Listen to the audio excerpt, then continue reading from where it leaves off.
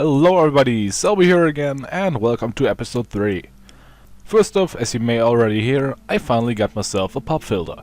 So now it doesn't sound as terrible anymore as it did before. However, this episode is going to be a little bit shorter than the other ones because I don't have as much time this week. So for this episode we will completely ditch the changes to existing items and will focus only on the new items. Alright, so let's get started. So at first we have the Dark Soul Taker.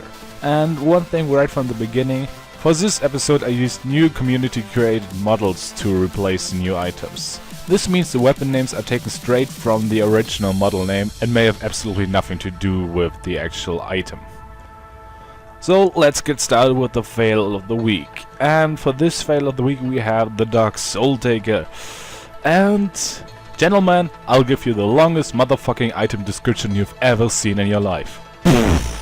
When the weapon is active, plus 50% faster firing speed, plus 50% faster move speed on bearer. Upon a successful backstab against a human target, you rapidly disguise as your victim. Critical hit forces victim to law. Always critical hits from behind, plus 50% damage bonus while undisguised. No random critical hits, wearer cannot disguise, honor bound, once drawing cannot be shattered until it kills, unable to see enemy health, critical hits do no damage, and 5% damage vulnerability on bearer. Wow, that's quite a task to read. Well, what is the point of this item?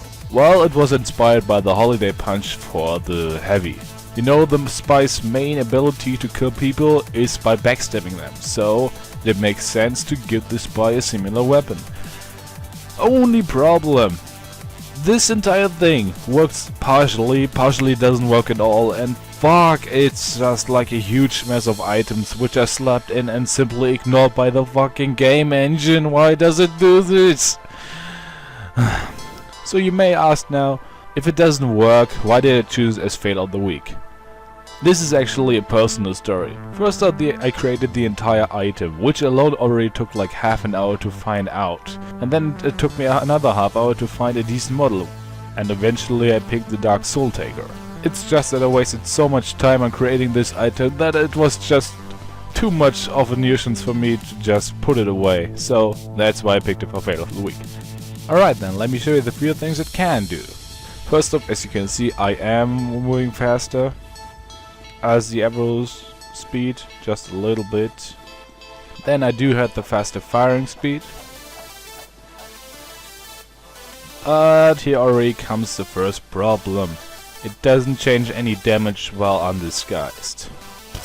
40, 40, and yeah. So apparently that attribute has been bound to the enforcer or something, so it doesn't work. But now comes the serious problem. It's still insta-killing classes. It gives me the disguise and everything, but doesn't work as well together. It's kinda because the backstab ability has been hard-coded to absolutely every knife, so it doesn't really work. However, there is one way to change this. TF, damage, multiplier blue, 0. And now when I backstab someone, it does no damage at all, but they laugh. And if you're asking why they're sliding on the ground, that's because of TR walkway. Normal be freezed, like it was your normal Holiday Punch. But even though that now works, the disguise attribute doesn't, because you need to kill someone actually for it to work. And because you're not actually killing anybody, it doesn't work. And that's it for the fail of the week. I won't explain the other changes and everything. I just wanted to get this straight. It's just a huge compilation of shit which doesn't work. One thing, the model and everything can be downloaded from the item description. And I do not want to make fun or anything of the creators, I just had to use something, and this is the third thing which appeared for me. Alright, so let's go straight to the new items. First off, we have the little Pew Pew, a new pistol for the scout. The idea was at first to just hide the entire weapon, but for some reason that always glitched up, probably because I don't have much experience with that area yet. So in the end I just used the Pretty Boy's pocket pistol and that's it. Plus 99,909 blah blah blah clip size, but 100% slower firing speed. This essentially means it's now a weapon with a limitless clip, because it takes forever to fire the entire clip. But on the other hand, you only have half of your firing speed, so the usage is very limited of this thing. But how good it actually is, we'll see. First, I'm going to show you the firing speed. So it's incredibly slow now. But how does it work when I shoot some classes?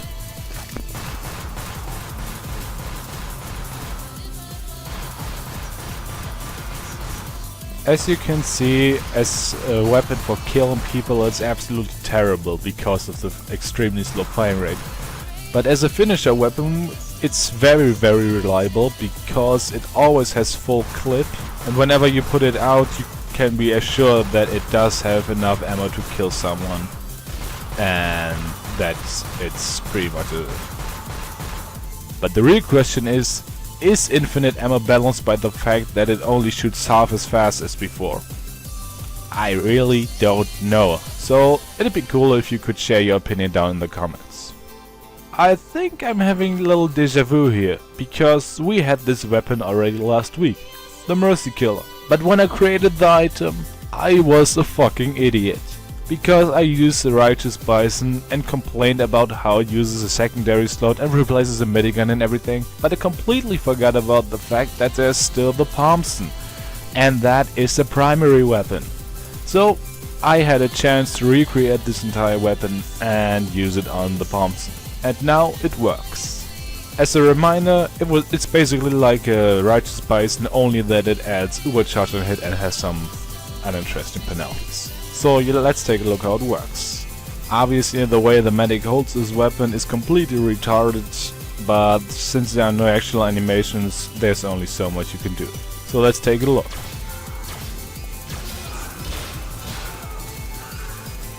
And we already have 18 Uber.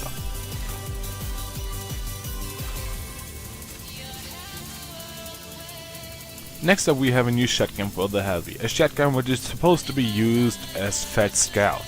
I almost completely missed this entire shotgun thing because I didn't open my eyes when the guy posted it. So let's take a look.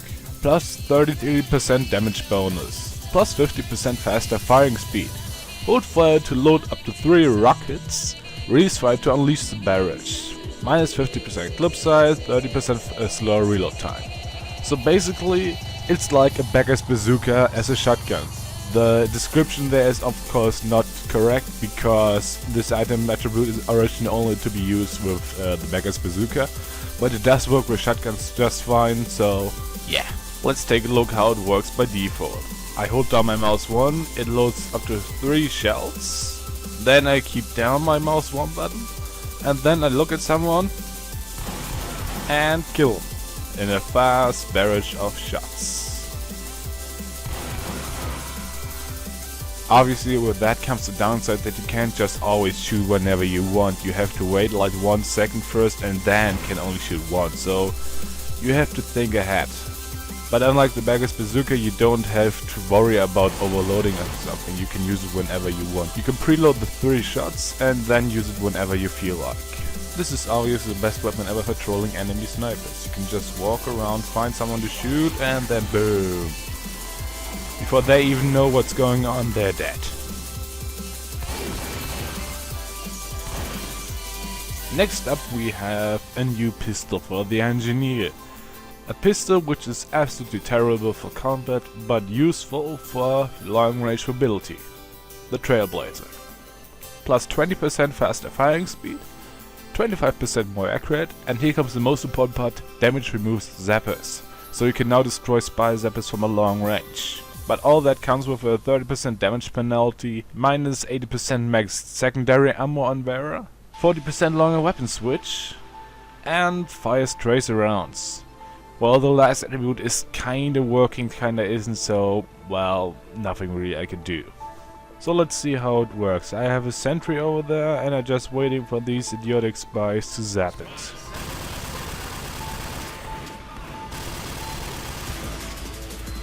And gone.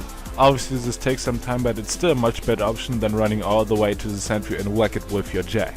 So now the question here is, how balanced is this weapon in actual gameplay? I cannot answer this question myself because I only have bots to demonstrate this thing, and I have to wait for them to zap my entire shit.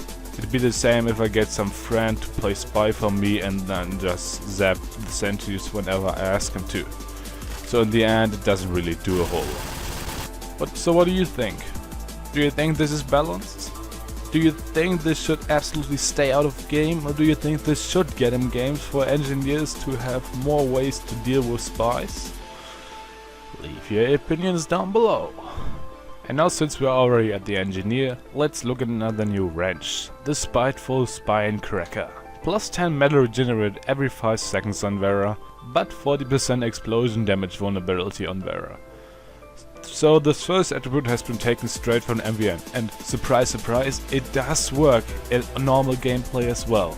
Wow, I would never have expected this actually does work. So this is pretty much a wrench used for last ability, but it makes you extremely vulnerable to one of your main counters, the Demo Man and also the Soldier, so you have to use it with caution.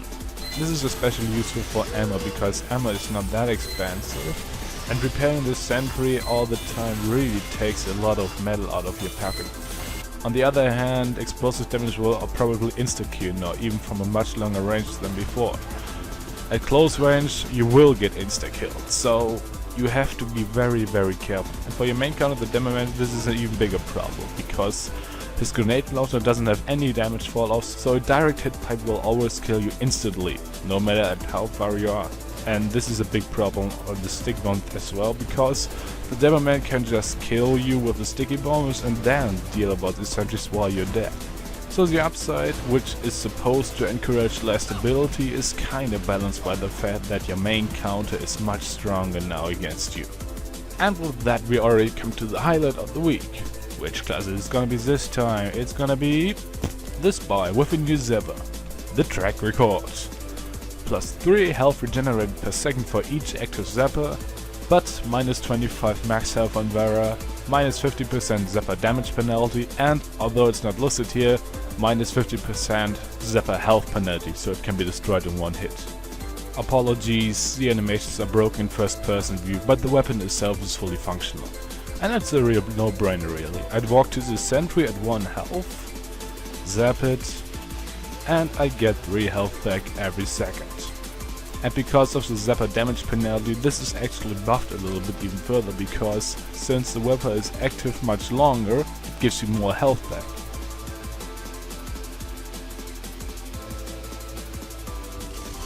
Well, now on one level 3 sentry this gave you back 48 health. So it's kinda good, but is it really worth to give up 25 health over? Not as much if you ask me. Well, now you may be saying, well, if it isn't so great, why did you pick it for highlight of the week? The answer is actually rather simple if you know what I'm going to show you now. You see, I have this huge nest of sentries, which is basically the average day on Dust Bowl. And I'm now going to zap every single of these sentries, and you will get what I mean. And you can see how fast my health down there goes up. And this is the best part. Valve didn't make any limit on overheal for this weapon, so if I zap every single sentry here, I get health of around 700. Yeah, a spy with 700 health. Try to beat that.